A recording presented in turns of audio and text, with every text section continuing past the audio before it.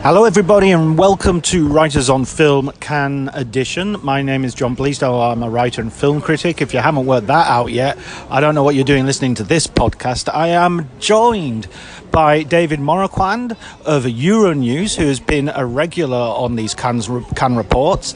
And I'm here to he's come in to sort of talk about the rest of the fest to begin with, the things which aren't in competition but are in the various sidebars that we've been watching. Thanks for coming in, David.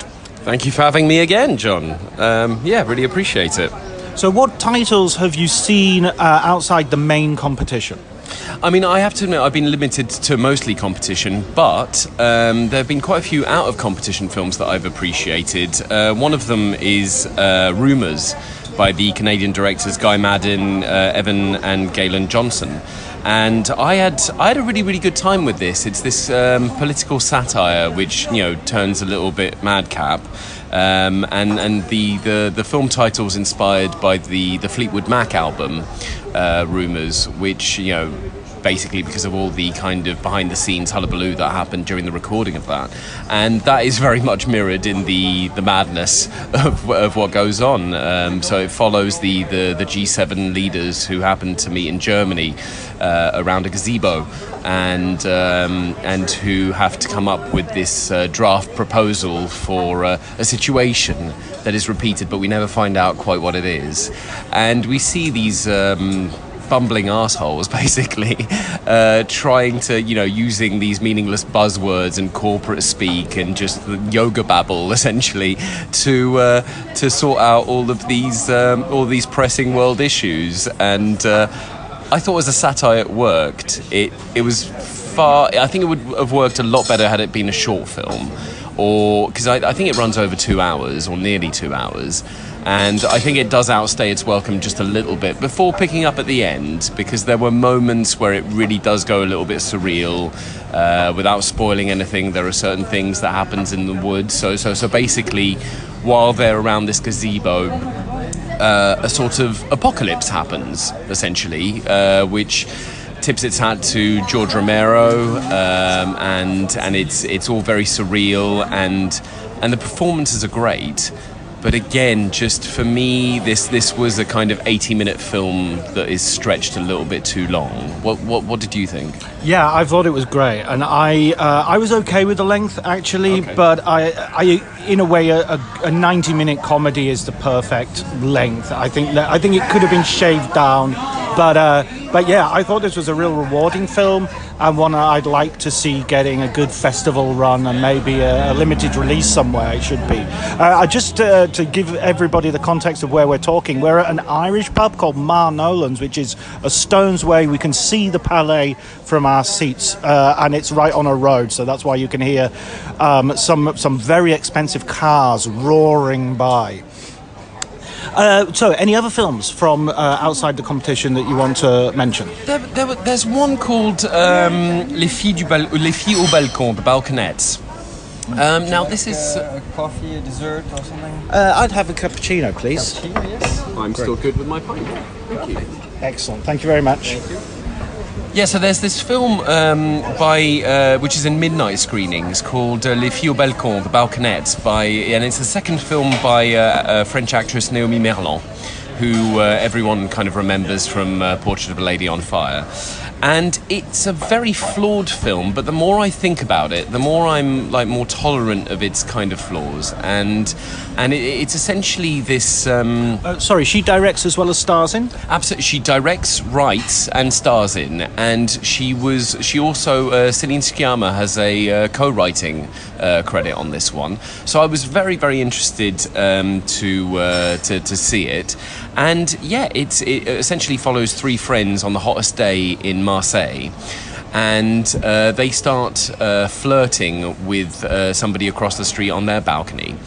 And what starts off as this very kind of sweaty, very, very chaotic day, and I think she captures that very well, like the atmosphere of living together, because one is an actress who is trying to flee her husband, one is a cam girl, so very, very sexy, and there's a lot of nudity in this one, and I know we'll probably get onto that in a minute, as one of the main themes of this year's festival.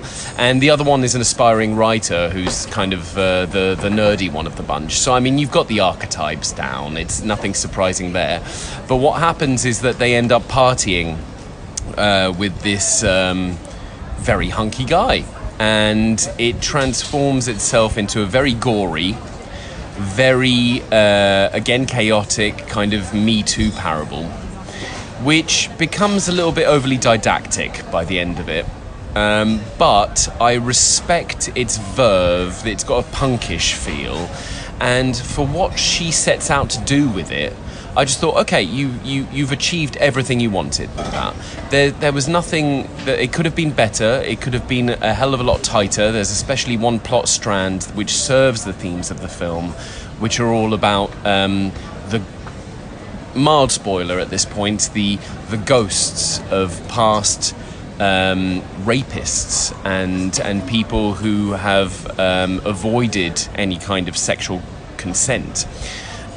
Coming back to haunt some of the girls. And it's a bit of a hot mess, but it's a hot mess I enjoyed. And I have to admit, like with some of the more high-minded stuff that we've seen, it was a little bit of a palate cleanser. And I think while it's nowhere near like one of the most memorable films, it certainly is just a lot of fun. So, yeah. Well, you've sold me, and it seems like the French have cornered the market for this kind of extreme, gory, crossing the lines films. What with Bloody Oranges a few years ago, and now this, and even The Substance in Competition, which we already talked about in an earlier podcast. So, let's move on to the sort of takeaways, because we're right at the end. Today we'll hear about the Palm, and I want to hear your predictions later, because this hopefully will go out before the Palm is announced. So first of all, what takeaways have you got? What sort of trends and tendencies have you identified? It's been a very eclectic festival. Maybe not on par quality-wise with last year, which was very much a banner year. But at the same time, I had a really, really great time. The films are long. Maybe not necessarily the longest that we've seen in competition with regards to run times, but they feel like, essentially, my main takeaway is that editors are valuable. And right. There are a lot of films where, as much as I like them or dislike them, a key takeaway is that could have been tighter and that could have been better with 15 to 20 minutes shaved off. What do you think? Yeah, no, I agree with you. And I wanted to also mention that I was writing down all the films that I've seen and sort of scoring them just to get an idea of where I stand on a lot of things. And I noticed that even though I had been sort of very down on the festival, especially at the beginning, it's kind of not many of the films were like 2-star films. It was just a lot of 3-star films. So it's not like there are terrible films. I mean, films like Oh Canada, for instance, I know a lot of people hate it, but I think it's a fairly okay film for Paul Schrader, for instance. And, films that we might not have spoken about on the podcast, like Wild Diamond, which was the first film in competition, I thought was perfectly fine. Andrea Arnold's Bird, perfectly fine. So it's funny that it's just like we've not had that many, or if any, Anatomies of a Fall or Zones of Interest. And that's not, as you say, it's a banner year last year. That's not necessarily going to happen every year. No. As far as what we're saying about length, yes, I think we should have new acronyms like TMTL, 10 minutes too long, or 20 minutes too long, or 30 minutes too long. You don't even have to change the letter. It can stand for all three of those things. Nice. And that way we save time on our reviews as well, which sometimes are 200 words too long. You talked about length. What else have you noticed? It's a very sexy festival, John. Hello. Yes. There's the return of nudity. It's been a very sexually charged festival, because from everything from The Substance to The Balconettes, which I mentioned, but Kinds of Kindness, absolutely. Motel Destino as well. Quite a lot of steamy sex scenes in that one. It has just, on the whole, just there's been a lot of nudity, and I'm there for it. Not in a, because I think there is this kind of, at the moment, this almost knee-jerk reaction of if there is nudity. Of course, Anora. I apologise. Oh, yeah, absolutely. Yeah. But there's this, like I said, this knee-jerk reaction that if there is nudity, it needs to be over-intellectualised, or we need to think about who's behind the camera. And it is important. I'm not saying that's not a discussion that needs to be had. I'm just saying it's a part of life. And it's also a really great part of life. So why not? And yeah, this year has been very sexually charged on the whole. I mean, Anora being, I think, the main one there, and there were some criticisms because it's a male director, and there are a lot of sex scenes. There is a lot of nudity, but I mean, at the same time, it's set in a strip club for a lot of it, and it deals with called Headquarters. Quite, and yeah, it's set in a strip club for a lot of it. It deals with the lead protagonist who is a sex worker. So what are you going to do? Not show any kind of nudity, or not show the? I don't know. I thought that the scenes that happened in Headquarters were really, really good, and they had this. I don't know, this authentic vibe to it, and something that Sean Baker is known for, having that kind of, very authentic feel, and he is somebody who researches his films a lot, and who certainly kind of casts people who are within those kind of industries, because whether it's Tangerine, for example, or Red Rocket, which also dealt with an aging porn star. I mean, Starlet. Yeah, Starlet, of course, yes. So I don't know. I don't see the problem, and if anything, it was energizing. Yeah, absolutely. And I do think there are criticisms of the sex industry in Sean's work, and also in Motel Destino, which, the audio of Motel Destino is just constantly the sound of other people having sex behind the walls. And that's one film I sort of came out of thinking I might not want to actually have sex again. This is quite it has a sort of grim aspect to it, or at least there's a sort of J.G. Ballard sense of, sex can be quite monotonous and boring when then that's all you have. Yeah, and with regards to the films, I don't know, I mean, not only are they sexually charged, but as you said about Motel Destino, not a lot of them were necessarily titillating. Like, after that, exactly the same, but with regards to the substance as well, there is a lot of nudity, like aging bodies, which makes perfect sense, but at the same time, like, it wasn't just gratuitous for the sake of it. I thought that a lot of the nudity complemented the film's themes and worked really well. Brilliant. And a final trend that you have observed, or perhaps heard? Observed, I think it's time to bury the Titans. Right. Essentially this year, and I don't mean it disrespectfully, but I think this year, and there are notable, there are notable exemptions to this rule, but when you have David Cronenberg, George Miller,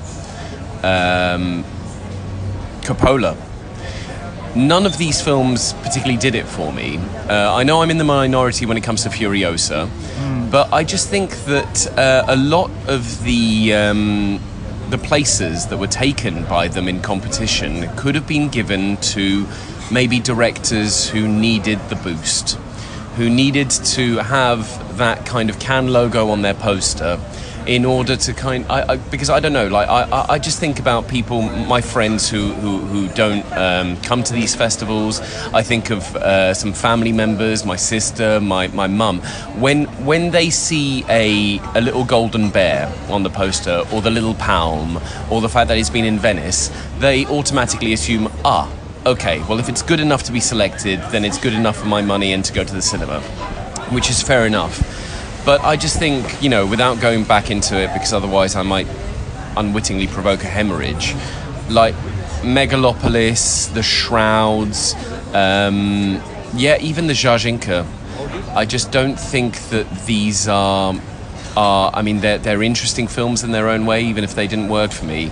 But I just think that at this point, these kind of dinosaurs of the film world. They don't need to be pushed aside completely. But if anything that I've learned this year, it's that the really exciting stuff is coming from new voices. Yeah, it's almost. It does feel like a generational shift this year, and I mean, Paul Schrader's another example of that as well. Yeah.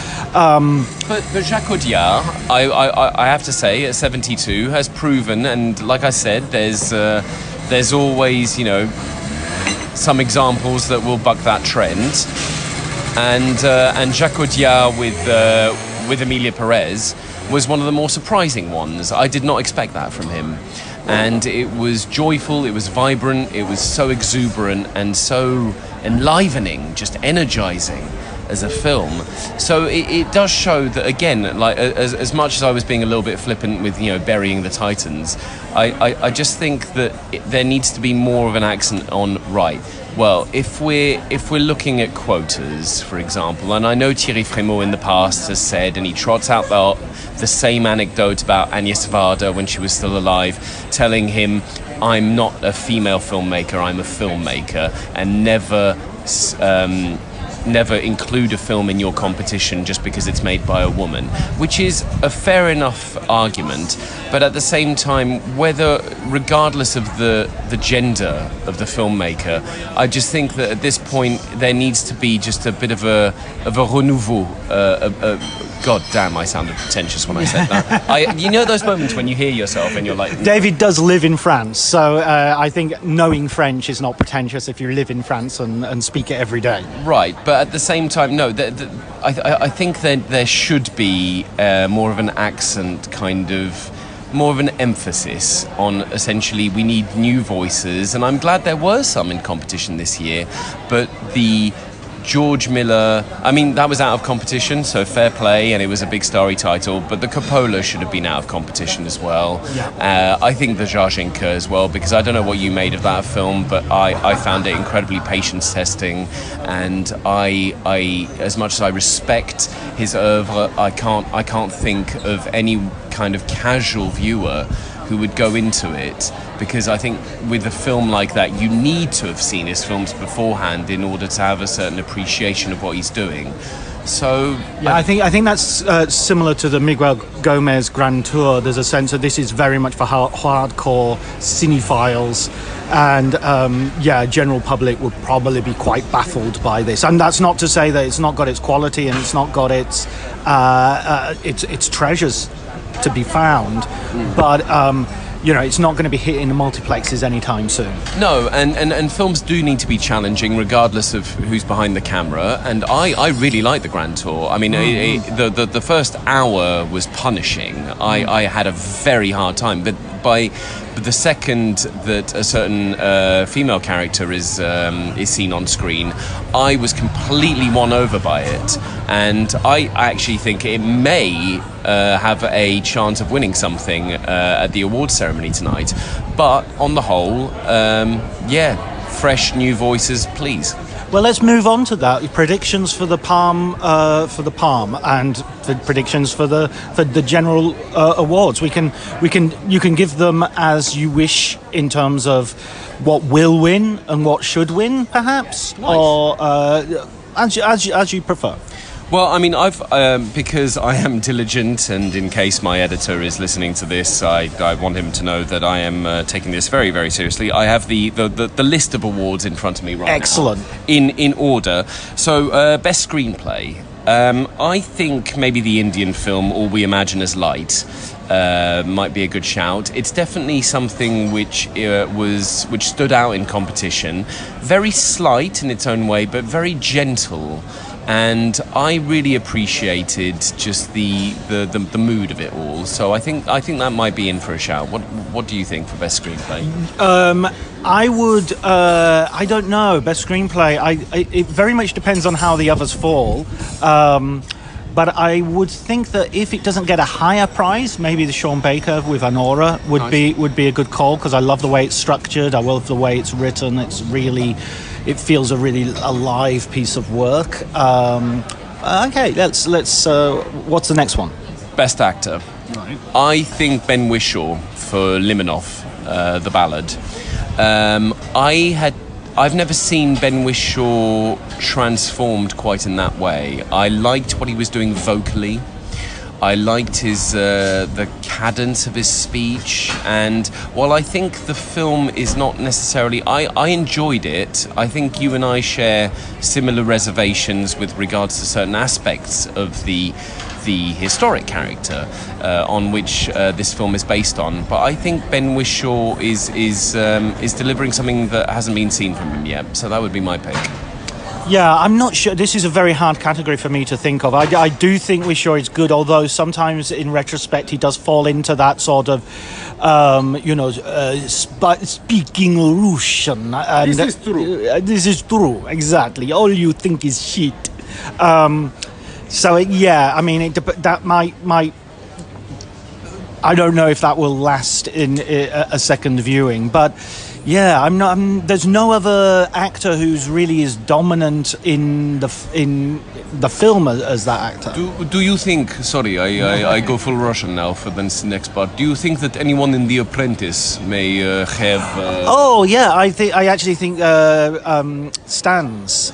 What's his name? Sebastian Stans. Yes, I think he could. I think he could do it. That would be a good call, actually. Yes, Sebastian Stan or even Jeremy Strong. I think very good, both of them. I think they both... Okay, stop the accent now. Sorry, I will start. Thank you. I really do need to be reined in. No, out of the two performances, I thought Sebastian Stan was very good purely because it could have been so much of a caricature. And I think he nails the speech patterns and the evolving vocabulary that just gradually sets in. So he could be an interesting one. But if he wins, can you imagine? He's already won the Silver Bear this year for his performance in A Different Man. That would mean that straight afterwards in Cannes, he would win another acting award. Major festival award. 2024 would be just his year, essentially. All he'd need now is just to come to Venice and nab that one. But I don't think if that's ever happened before. A performer who's won Berlin Best Performing Award and Cannes in the same year, it could be in with an outside chance.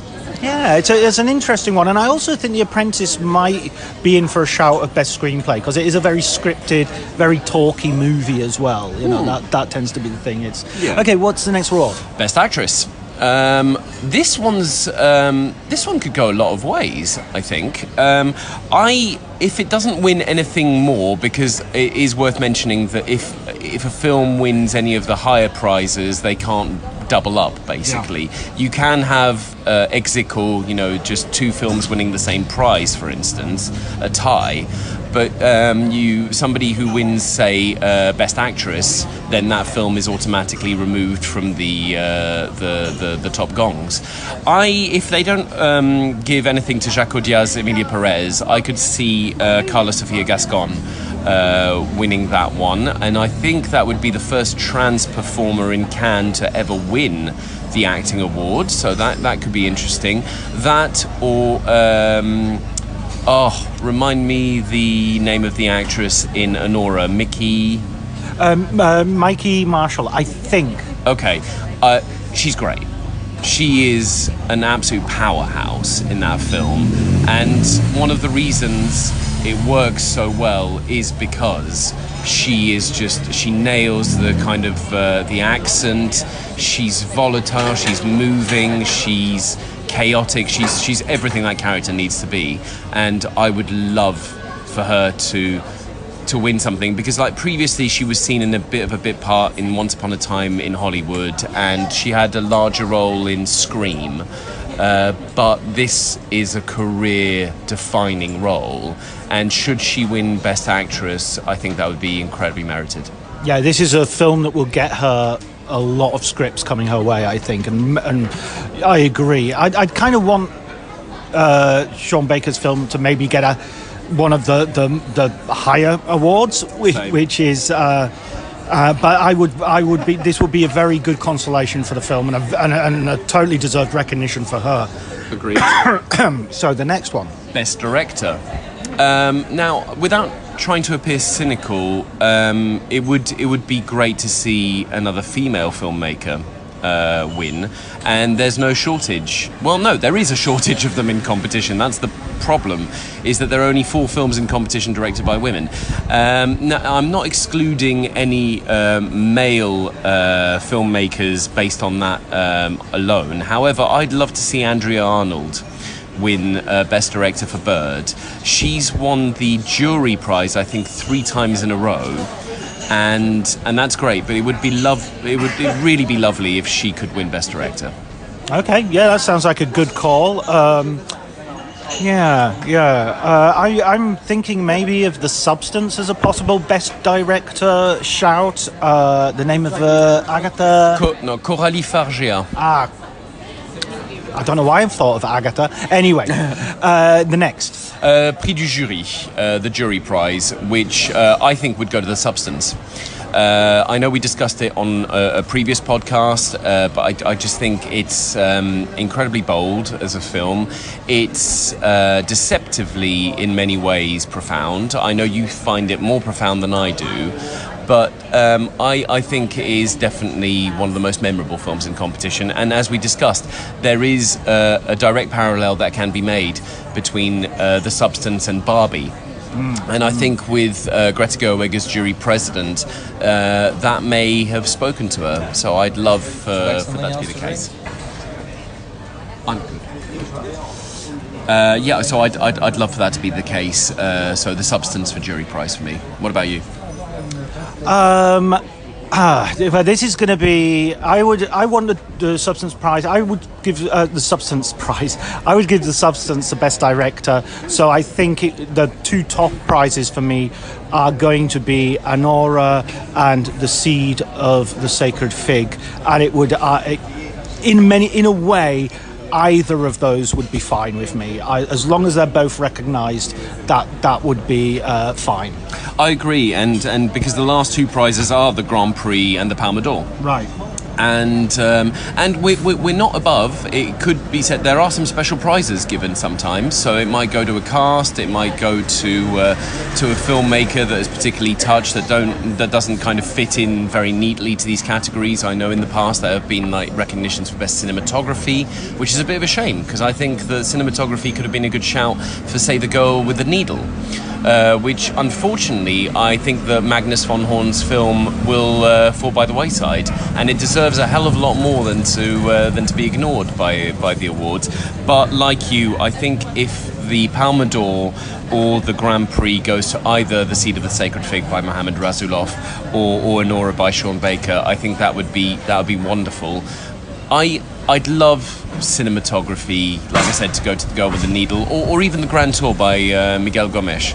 I think those 2 were very, very impressive in their own ways and also stood out in competition. But I think, unfortunately, that leaves Emilia Perez maybe a little bit, forgotten.